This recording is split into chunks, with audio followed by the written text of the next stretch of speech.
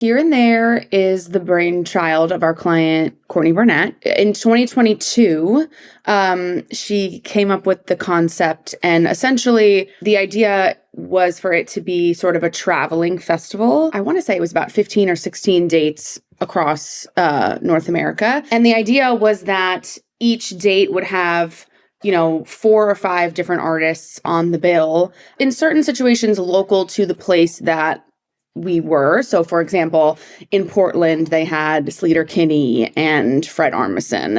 And so, tried to kind of make it specific to each location as much as possible, but also kind of highlighting queer artists, female artists, and really kind of pushing the idea of community generally. So like the ethos behind Here and There was community, local community, marginalized voices, bringing people together. And it was really fun and it was really successful. And, we did that in partnership with AEG Presents Global Touring. And my role specifically, I oversaw all of the marketing for the festival and the tour itself, but also worked on bringing in partnerships for Here and There Festival that kind of spoke to the ethos of it. So, for example, we did a partnership with Levi's in which they created custom denim jackets for all of the artists that participated in the festival. We partnered with the Ally Coalition, which is an LGBTQ youth organization, and did workshops in certain markets at local Levi's tailor shops. So we had fans come. It was centered around Pride and LGBTQ youth. And so basically the fans got to come and we had custom patches made and they got to design jackets and do an interview with Courtney and take photos. So that was something that really cool about that we did. And then we also partnered with Microsoft. And that was a really fun one because we used their what is now even more sophisticated, but at the time new and very sophisticated AI technology. Courtney herself is an illustrator. She's a visual artist. And so we uploaded all of her drawings into their suite of AI tools. And we gave fans a questionnaire of like, what's your favorite place to go in your city? What do you love about your city? Kind of things that are specific to the local communities that they all were in. The tool that we used spat out images in the style of Courtney that were specific to those locations. And then we put them on the screens at the shows.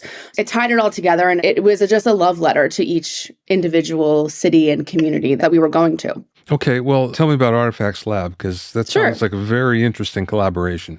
Yeah. So, given our great relationship with Microsoft, having worked with them, with Courtney, the brand team at TBA really wanted to work with them again. And our artists are very artistic. They have a lot of different interests outside of just making music. And so I think, for example, the artists that we worked with specifically for Artifacts Lab were Yeji, who is a Korean DJ, an artist, Cuco, who is a Mexican-American artist that we work with, and then Blade, who is a more electronic artist. And so essentially, we went to them and said, we want to do something that highlights 3 artists, pair them with 3 visual artists, and then with a creative technologist. And those teams can work together to kind of make something using this Microsoft's AI tools that showcase what they can do and kind of rewrite the story about AI. A lot of people AI is very scary. A lot of people are very scared of AI. And I think this was a way to show that humans using AI can still make something creative with human hands. It's simply a tool to enhance the thing that they're making.